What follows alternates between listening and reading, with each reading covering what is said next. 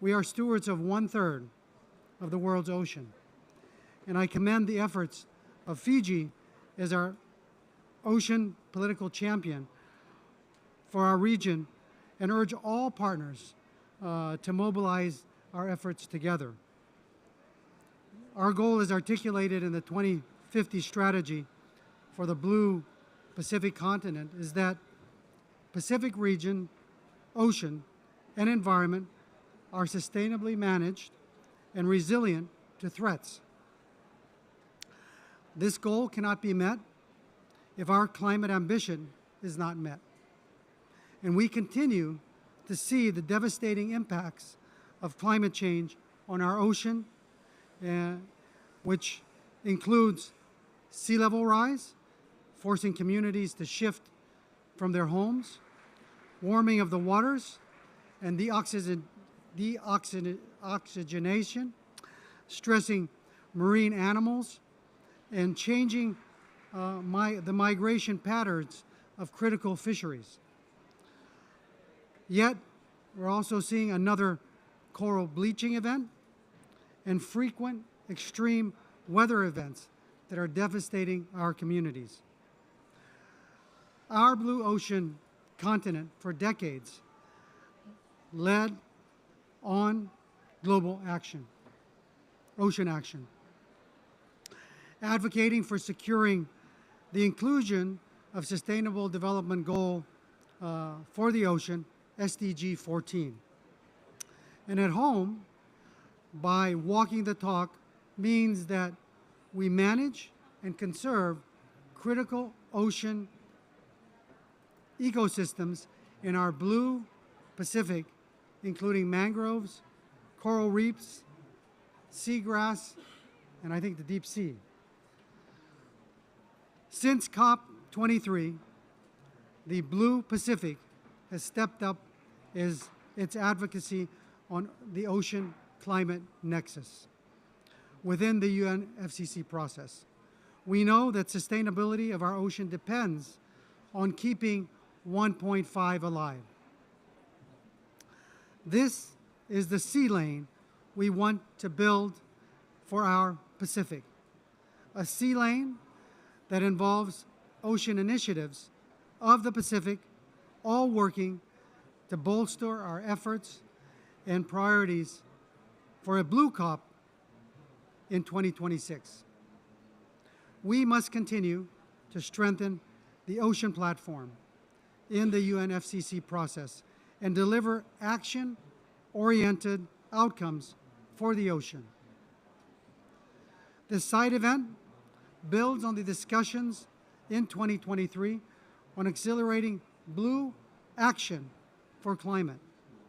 Accelerating blue action for climate serves as an opportunity as we move towards a Pacific COP31 and to highlight to the world not only the devastating impacts we are seeing on our ocean because of climate change, but also the significant collective actions our Blue Pacific is taking to accelerate blue action for the climate.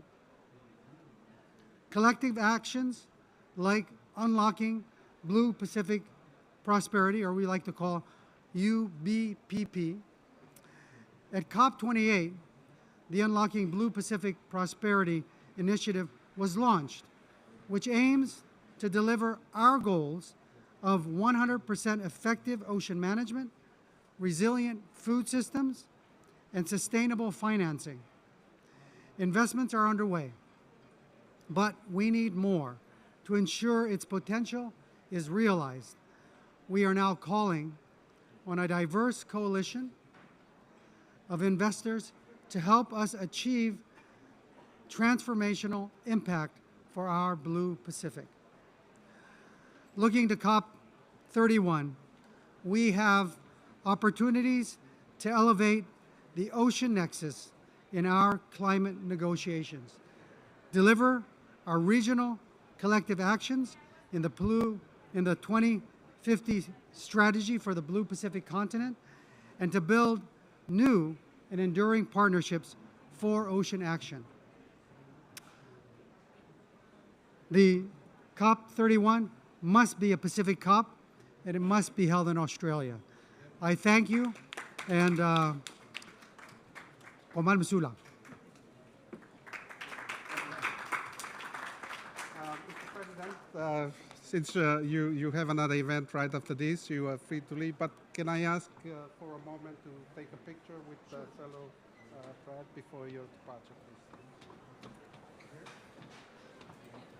Yes, you can-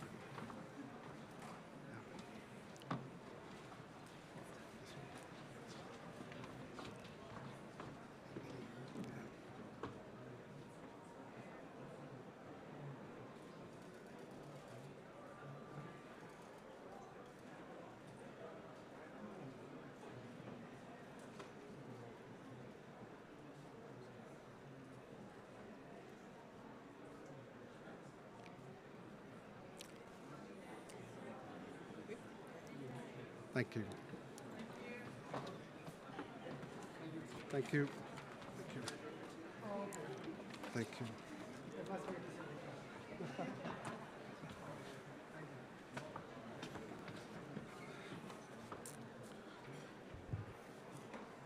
Thank you. Thank you. Thank you, Mr. President. Moving forward with the program this morning, I would now like to call upon His Excellency, the Secretary General, Pacific Islands Forum, to set the scene for us this morning. Mr. Secretary General, please.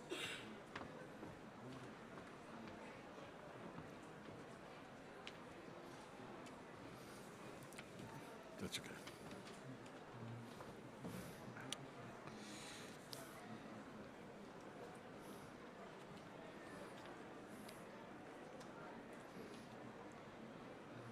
Honorable Dr. Biman Prasad, Deputy Prime Minister of Fiji, the Right Honourable Patricia Scotland, Secretary General of the Commonwealth Secretary, Honourable Ministers, Excellencies, ladies and gentlemen. I'm indeed honoured to speak for the Blue Pacific continent. We are the children of the ocean, and our ocean defines who we are. It gives us our identity, and it is a repository of great knowledge from time immemorial. Yet, it is now facing unprecedented threat to its viability. Pacific Island Forum leaders have from time to time made bold commitments to remind the international community of the urgency to protect our ocean and address climate change. As stewards of 1/3 of the world's ocean and collectively facing the most severe impacts from climate change, PIF leaders are a critical voice on the ocean and the future we need for our ocean and people. In 2021, Forum leaders endorsed the Ocean Statement, reaffirming their commitment to the management and conservation of the ocean, and called for urgent action to reduce and prevent the irreversible impact of climate change on our oceans. In the same year, Forum leaders endorsed the 2021 Declaration on Preserving Maritime Zones in the Face of Climate Change-Related Sea Level Rise. And in 2023, Forum leaders endorsed the Declaration on the Continuing of Statehood and the protection of persons in the face of climate change-related sea level rise.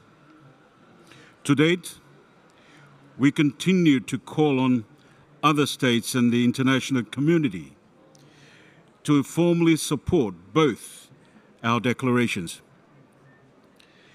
In May of this year, the International Tribunal of the Law of the of the sea unanimously issued an advisory opinion that provided much needed clarity in support of the region's effort as it relates to ocean and climate change. And at the 53rd Leaders Meeting in Tonga in August, leaders welcomed updates by the Government of Australia on its bid to host the COP31 in 2026. And I'm sure all Pacific Island nations are very proud of this and will be supporting this and carrying the banner right through this COP. Last month, the Commonwealth leaders conveyed in one of our member states, Samoa, and endorsed the 2024 Commonwealth Ocean Declaration. And only a few weeks ago, our Pacific delegations were hard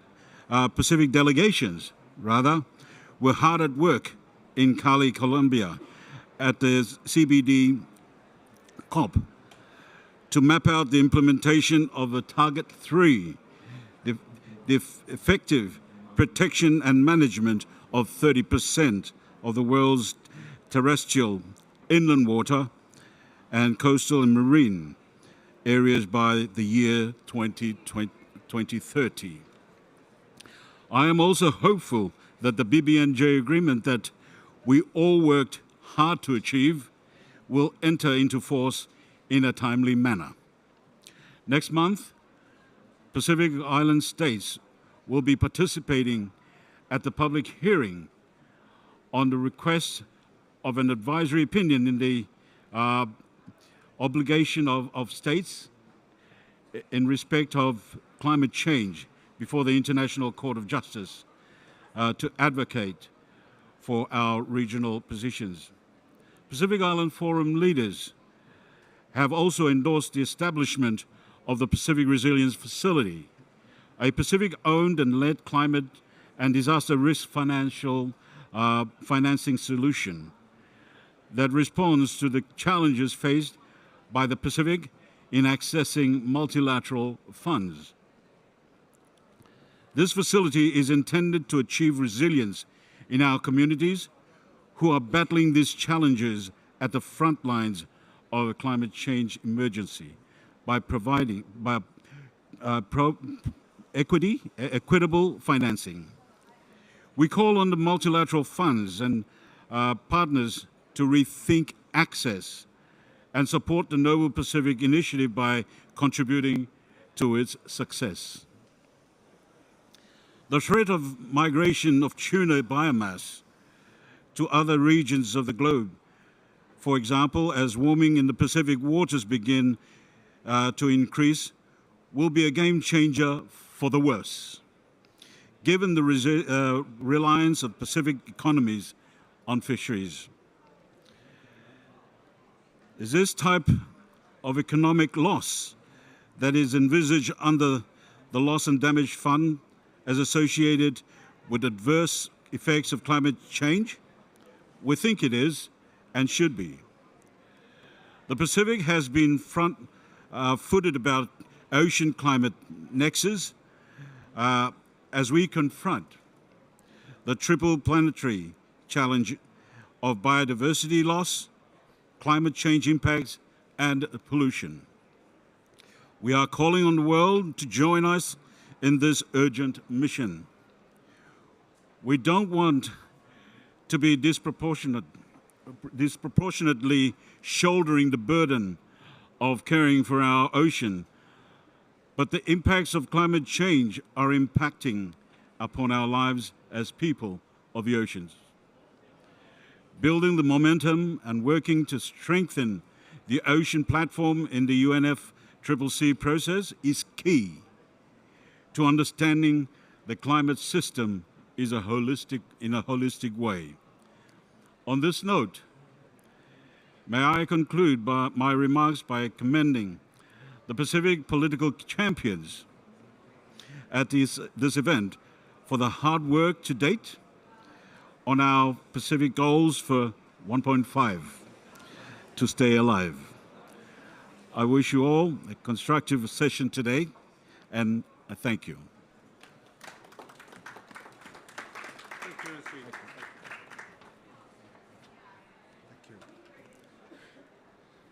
Thank you, Secretary General. And as you heard, we have not been sitting idle in the region. We have not been sitting on our laurels. We have been hard at work.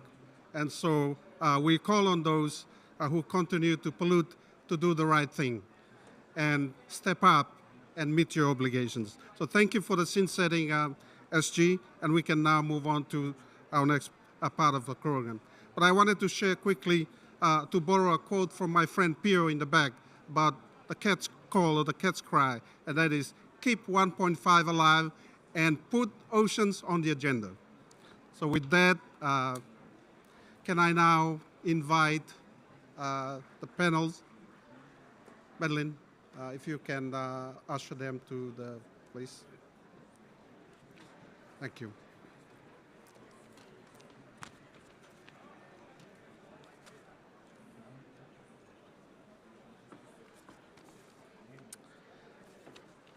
Honorable Biman Prasad, the Deputy Prime Minister, Republic of Fiji, and Pacific Small Island Developing States Political Champion on Oceans.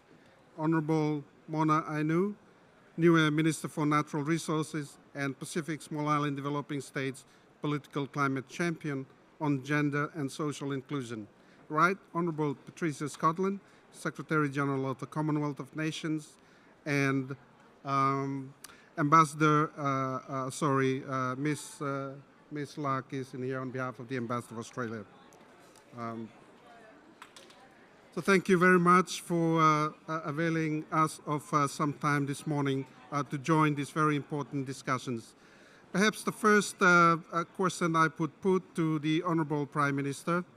The Honourable Prime Minister, if you could share with us, if you're able to discuss this approach, the coordinated approach that PCITS is taking to the UNFCCC, the role of yourself and Fiji as the political climate champion on oceans in elevating the oceans climate nexus in this process, and what you might see to expect on ocean at this point, and perhaps on the progress of the dialogue on oceans.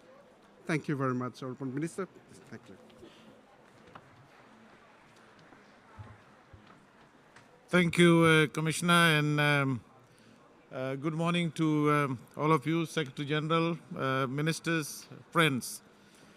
I'm actually very pleased to share some proposals in my capacity at COP29 as the Pacific Oceans champion as to how we can elevate actions to address the nexus of ocean and climate issues here in Baku and in the lead up to COP30 in Brazil.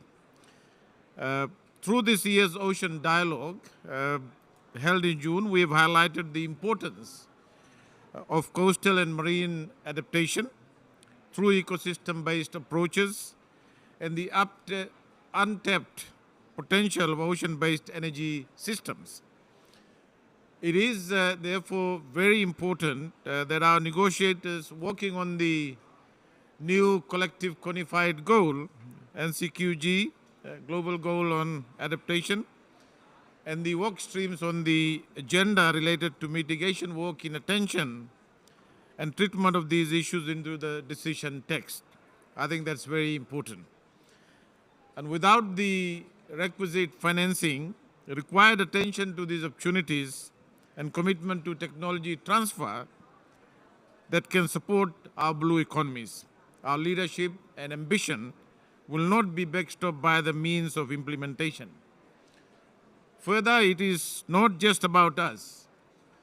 As we've heard already, fragile marine ecosystems the world over are under immense strain and face the risk of collapse. And we need more than words to channel action and resources towards the activities that can alleviate this burden on the marine environment on which much life on Earth depends. We also know that the potential loss and damage we will experience in the Pacific region under the current climate projections, let alone the loss and damage we are experiencing or already experiencing, will be dramatic. The economic and non-economic loss and damage implications for oceans warming will be catastrophic for the economies over the next decades. If there is not action across all elements of the Paris Agreement. Oceans, as we know, in many ways, is the shared resource that best demonstrates the tragedy of the commons. This is a long-held theory that economists have talked about for many years and many decades, and is a proxy for measuring our success or failure to deliver the Paris Agreement. The Paris Agreement recognizes the importance of ecosystem integrity, and it is important that in all our efforts to deliver the Paris Agreement, we recognize that the oceans are a source of both climate protection and prosperity, as well as physical and economic risk. So reducing the impact and scale of climate change over the coming decades will be in part contingent on our ability to reduce the stresses on our oceans. Even if global temperature rise remains below 1.5 degrees threshold, the impact on the marine environment is already significant and will be significant, if not disastrous. That means our efforts must yield specific and transformative outcomes for our oceans. Parties must recognize that oceans are a critical buffer.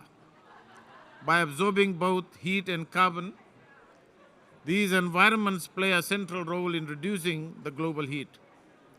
And the ability of the oceans to provide the service is rapidly declining as the scale of the stresses of global warming, carbon emissions, ocean pollution continue to degrade ocean health.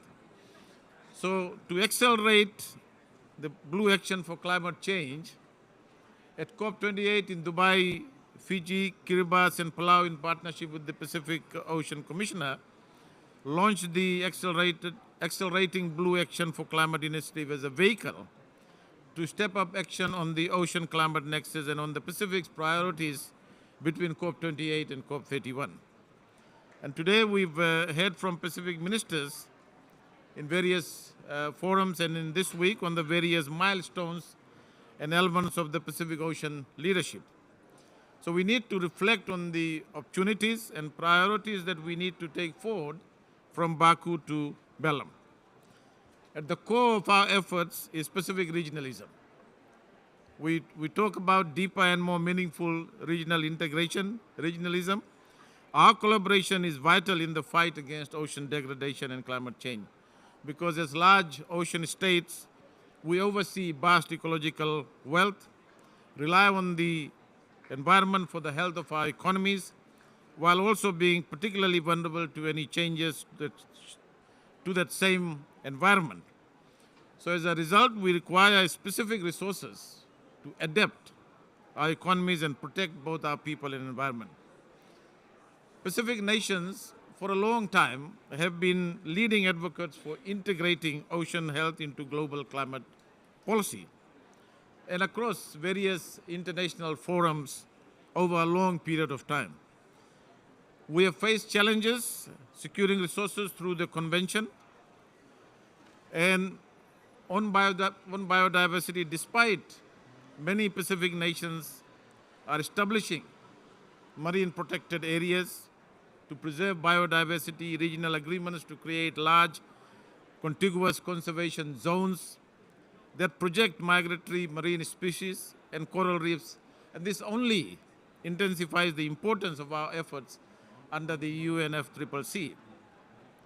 So friends, Excellencies, the traditional ecological knowledge of Pacific communities also plays a critical role in regions' environmental management strategies. From traditional fishing practices combined with scientific data to manage, for example, fish stock sustainably, to indigenous knowledge used to protect mangroves and coral reefs. So this blending of traditional knowledge with modern science strengthens cultural resilience and creates locally relevant solutions. But it is critical to recognize that these are adaptation solutions, mitigation solutions, and that means to address loss and damage, and therefore they are directly in the scope of the issues we tackle here in the UNFCCC negotiations. So, Excellencies, our unified and influential voice, regional solidarity, and moral authority is needed now more than ever. And today I want to encourage parties to endorse this initiative and work with us to showcase our shared efforts, priorities, and objectives in a coordinated and integrated way so that we can elevate these priorities and leverage substantive outcomes for ocean at COP30.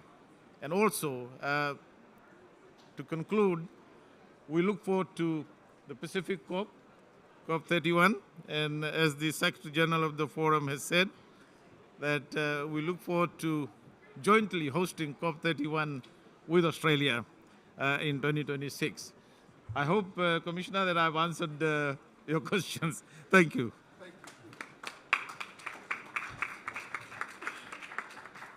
Thank you, Deputy Prime Minister, for your message on highlighting the nexus between climate and oceans, reminding us of the importance of traditional knowledge, and of course, the importance of regionalism and doing things together as a region.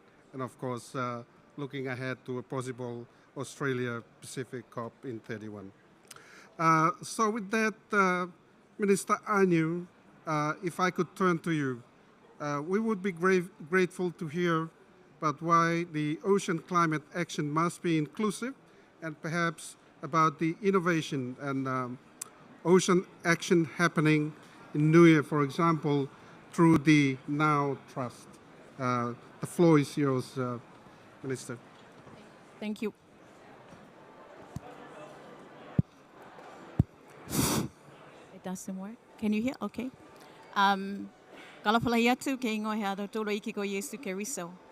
So I had a speech written down, but as you can see, it's all over the place now because I've had to like scribble and take things out. But I think in reality, I was here, I was in a similar panel last year in Dubai. I was in a similar panel the year before at COP. This is my third panel on oceans. We're the people of Oceania. There's a reason why we're called Oceania, because we're the people of the oceans. We're the people of Moana Nui. And so it gives me a lot of pleasure and respect to speak on oceans. You know, I hear a lot about call for action, call to elevate action, for us to do something. This is not a choice for us. It's necessary for us to get these done. It's important for us. It's critical for us and our children. I'm the champion for gender and social inclusion, and I speak and advocate a lot for women and girls. But it also means that I have to advocate for the men, the fathers and sons, the mothers and daughters, because it's very important. We have been in and out in discussions, negotiating our lives. We don't have any choice. In the Pacific, we are impacted by climate change, on top of everything else, challenged by our small sizes to move ahead and help ourselves. So we come to COP to ask the international community. We're not begging because I don't know what other language to speak anymore. I've spoken in 3 different COPs. I have absolutely no idea how we can access those funds, how we can make it simple for us, make funds available for us. I'm a mother of a 13-year-old daughter. This morning she went into the Blue Pacific as part of the subsidiary group of Daughters of the Deep. They experience life beneath the surface. I want all the daughters of the Pacific and the world to experience what we have experienced in many, many years. Our ancestors left us as blessing the planet. But the way we're going, We're being called to do things. We're being called to elevate ourselves, create these opportunities to help us help the planet. We haven't done anything wrong. We're just having to survive in the Pacific. You know, when we talk about COP31, I really prayed to God when I came here that there will be a decision that COP31 will come to the Pacific. Then you will all see the suffering that we have endured over many, many years, the impacts, places where people used to live are no longer there. It's reality for us. We don't have any other choice. So I call out to the international community to support us, support Australia, bring COP, because that's the only way you can witness our evidence. Our evidence is every single day. We live awaiting what is going to happen, not if, but when. Climate change has really caused a lot of havoc, a lot of devastation in the Pacific. And it's not just on land, but the ocean. So in 2017, Niue committed 40% of its exclusive economic zone as marine protected, conservation area that we hope can be a food bank for our young generation. We hope that this is something we can leave our kids and their kids to enjoy, because we can't just sit back. We can't leave things to chance. Like the leader said, don't leave it to chance. So this is what we're doing. 40% of our exclusive economic zone locked up for 20 years, 127,000 square kilometers of our ocean. We are one island with a huge ocean space, but we have to step up. We are leading in the ocean space in the Pacific. We're leading in the world, but we need others to come and travel beside us. So the 40% of our EEZ as no-take zone, of course, you know, we have challenges because as a small jurisdiction and administration, we don't have the funds to monitor this space. We don't have the funds to allow, you know, all these explorations to take place, or just protecting what we have. And by the way, before I forget, if you ever want to see what is happening on Niue and what that 40% has done for us, please go to Disney plus Hulu, and you can see Protecting Paradise. It's a documentary done by National Geographic and Pristine Seas. You'll be able to see what we're trying to do. We're doing a lot for one island, our women, our children. And when we talk about the ocean, I can go on forever. As children, we're connected. As people of the Pacific, we're connected. So I tell you something. Europeans, you take your kids and swim, you teach them to swim in the swimming pool. When we were young, we were thrown into the pool to make sure we learned how to swim. Our parents, they take us down to the ocean and down to the sea, and they throw us into the pool. That is how it is, because we need to survive. We have done with the OCCs, and I think my team over there has some fact sheets, and you'll be able to the QR code, and you'll be able to get onto the website and learn what we have done. We have done a lot, but what we need from the international community is to make sure that those funds are available for these winning solutions that are proven to be, to work. We have a lot of support from, and we also like to thank Oceans 5, Conservation International, Blue Nature Alliance. There's a whole lot of people, and I hope that I mouthed off a whole lot of people, that I didn't forget anyone, but forgive me, because I have, I think, 1 second left to wrap up. But not just the philanthropic interest, we also have corporates, churches, but the best thing is we have the support of the mothers and fathers, the grandparents, all around the world, who have managed to sponsor one of these ocean conservation commitment, because it's something that is good for the planet. Because if it's something good and we teach our kids, when we grew up, our parents said, hey, do good by others as you expect done to you. So this is what we're doing good for the planet, and we hope that others are doing good as well. I know there's other things that I might have missed, but reality is for us, we are stepping up. We have achieved what we set up to, but that won't stop us. The momentum is here, and everybody needs to get on board. Australia, we're coming for you, my friend. And on that note, thank you so, so much. Thank you very much. Thank you. And thank you for sharing newest experiences. And I agree with you. When we come to COP every year, I don't think it's begging. We don't owe anything. They owe us everything. So I think we have the moral authority to stand up and ask them to step up and play ball. So with that, if I can now perhaps stand to Right Honourable Patricia, I wonder if you could highlight for us the CHOGM Ocean Declaration, the successful declaration that put together, and how that links to ocean and climate, and what we might expect in terms of the rolling out and implementation of that throughout the Commonwealth. Well, can you hear me? Firstly, can I say what a pleasure and privilege it is to follow the speakers who have so graphically described the situation we're now in, and to reassure my dear sister from Niue that we are with you. The Commonwealth, as you know, has 11 Pacific Island nations as part of our 56 family. We are together 2.7 billion people, 60% of whom are under the age of 30. But 25 of our 56 countries are small island developing states. And this has been a long swim. From 1989, the Commonwealth was the first to say that if we did not address the issue of climate, it would pose an existential threat for all of us, the whole world. But where did that journey start?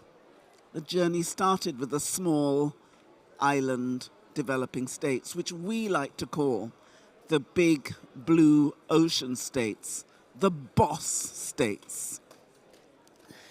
And they came from the three regions, in particular the Indian Ocean, the Caribbean seas, and the Great Pacific. We have 6 basins of our one great ocean, and I think we owe the Pacific a huge thank you, because the Pacific, 96% is ocean, and the peoples of the Pacific have been the guardians of the ocean for millennia, the indigenous people in particular. And the fight has been on since 1989 to help the world understand we need to preserve all our commons, our land, our oceans, and our air. And since I became Secretary General in 2016, our nations, our leaders were clear that we had to concentrate on ocean. The ocean was the forgotten piece of the puzzle. We knew that hurricanes, cyclones were getting more and more vigorous because the sea was getting hotter and hotter. And instead of becoming a coolant, as it had always been, it had become an accelerant. And it was for that reason we came up with the Blue Charter to manage our oceans. But we knew that sea level rise was an omnipresent threat. Many of our nations were threatened their very existence. And even when we had secured marine boundaries, if sea levels continued to rise, they would subsume our land. And I think it is really important that people go to the Pacific, and I look forward to the COP in the Pacific, COP31, because I think it's right. You have to go, you have to see, you have to taste, you have to feel the reality of what it is to live in our islands. And until you do, you can be misled to look at just the beauty and not understand the threat. And the resilience of the Pacific, the resilience of island people have been critical. So we worked, all of us together, all 56 of us, the Pacific, the Caribbean, and the small island states in the Indian Ocean leading the way. And we were determined that we would have a Commonwealth Ocean Declaration. And that declaration should say that once marine boundaries are set, they should be set in perpetuity, so that as the sea rises and maybe subsumes our land, our seas are not stolen by those who have created the problem in the first place by causing our seas to rise. Because we know that our big blue island states did not cause the sea level rise. And it was not our fault, it was not our responsibility, and our countries demand justice. So what does the Apia Declaration declare? And it was important that this was the first Commonwealth heads of government meeting to take place on a small island developing state, a boss state in the Pacific. We said, firstly, that we should strongly express our grave concern at global ocean and the emergency that we faced. We said we had to assert the rights to national marine boundaries if nations were submerged. We had to advocate for the Global Plastic Treaty, and that we had to call for ratification of the forthcoming treaty, UN treaty to protect the high seas. And we appealed to end marine pollution and a reduction in ship-based emissions, and to protect the oceans for our indigenous people. Many of you know we have the Living Lands Charter, and part of the Living Lands Charter is to preserve the indigenous knowledge. But we have to safeguard our indigenous people. And we have to pave the way for a sustainable fishing and ocean-generated renewable energy, protecting our oceans and our ecosystems for a blue carbon. And we had to protect 30% of marine areas by 2030. Some of our countries have already done that. Seychelles did it 10 years early. But we want everyone to protect 30%, but the rest should be managed so that our oceans will be safe.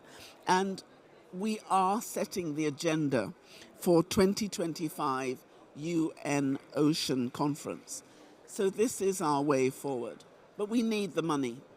You know that the Commonwealth Climate Finance Access Hub has already raised 72 million for our small states in the Pacific.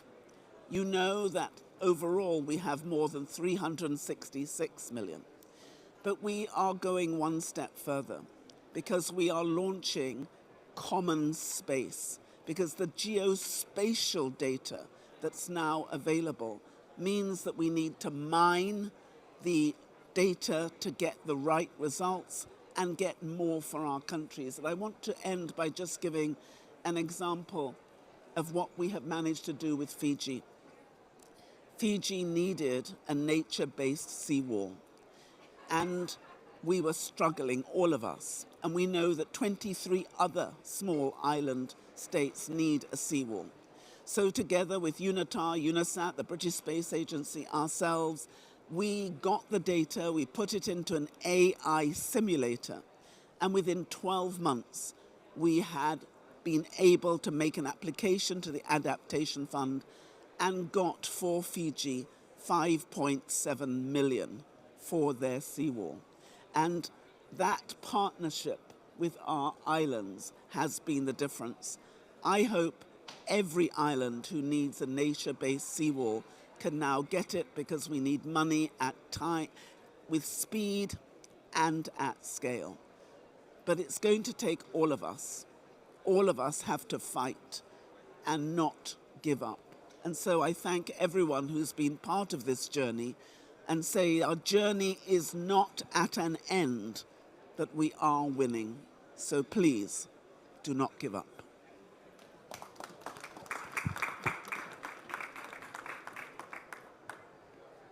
I thank you, Secretary General, for those words, and also for the encouragement to keep fighting for small island states, big ocean states. We've come to I think Ms. Luck, our final speaker, as you heard, COP31. But please let me hand you the floor. Well, thank you very much, Commissioner, and my apologies from our Ambassador for Climate Change, who was very keen to join this panel session today, but is on her way back from another event and held up. But she sends her best. And to Deputy Prime Minister, Minister, Secretary General, it's an honour to join you on this panel. And as you rightly said, Secretary General, it's very difficult to follow such powerful voices who are sharing their profound experience. Of course, Australia is a proud custodian of the ocean, and as Pacific nations, we share an ocean and we share a future. And so it's very important that we spend this time at COP29 talking about how we collectively look after our Blue Pacific. The Blue Pacific connects us, it feeds our communities, it drives economies, and it's central to Pacific cultures. As we heard from Minister Ainu with her as a child being thrown into the powerful moana, that's how we learn and we connect with the ocean around us. So it's we really believe very much in the importance of regional institutions in protecting the ocean and the work that we've built to protect the ocean. We're proud to back Pacific-led solutions and Pacific voices as a long-standing partner of the Pacific. So we're proud to be able to play that role and to be able to support our long-standing partnerships in that way. And we see from the Pacific the countries who have done the least to create climate change. They do some serious heavy lifting in driving solutions and respects. And we've been really pleased to support, as the Secretary General said, some work through the Pacific Islands Forum, which has made its way into the Commonwealth Declaration on Oceans, and congratulations, Secretary General, for that successful meeting in Samoa on sea level rise and the importance of statehood despite sea level rise. And that work makes its way to the global arena, and it really is despite the frustration that we understand, we know that it's making a difference and your voice is being heard. Australia was really pleased earlier this year to invite Pacific partners as well as others to an inaugural the Global Nature Positive Summit in October. And our Minister for Environment and Water, Tanya Plibersek, was at that point to announce that Australia is now protecting more ocean than any other country on the planet, with 52% of Australia's ocean protected. We're really pleased about that. As we think about the Sealane to COP31, as we think about our investment. We certainly there's momentum building for recognising the importance of the climate-oceans nexus. Finish up. Closer.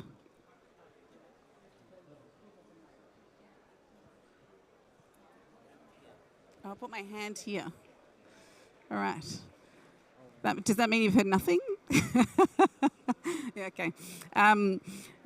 So we think momentum is building. We're very pleased with outcomes from Samoa, and then we look forward to the UN Oceans Conference in France next year, and can see that also the role that the Office of Pacific Oceans Commissioner will play in wayfinding an important way forward as we carve the sea lanes towards what we hope will be a COP31 hosted in Australia together with our Pacific friends. Thank you very much. Thank you. Thank you. Thank you. I wish we had more time, but we've got the signal that we've come to the end. A very, very powerful message from our leaders today on what we need to do. There is a crisis that we must all work together to address. And to do that, we can't do that alone, but we need the genuine partners to stand up, walk alongside us, and help us resolve this. And thank you also to Australia for your contributions on how we work together, part of the region, and looking forward to possibly achieving the goal of a COP in Australia and the Pacific. So with that, I would like you once again to give our panel a round of applause for their beautiful message today. Can we take a picture before, please, Prime Minister and Minister?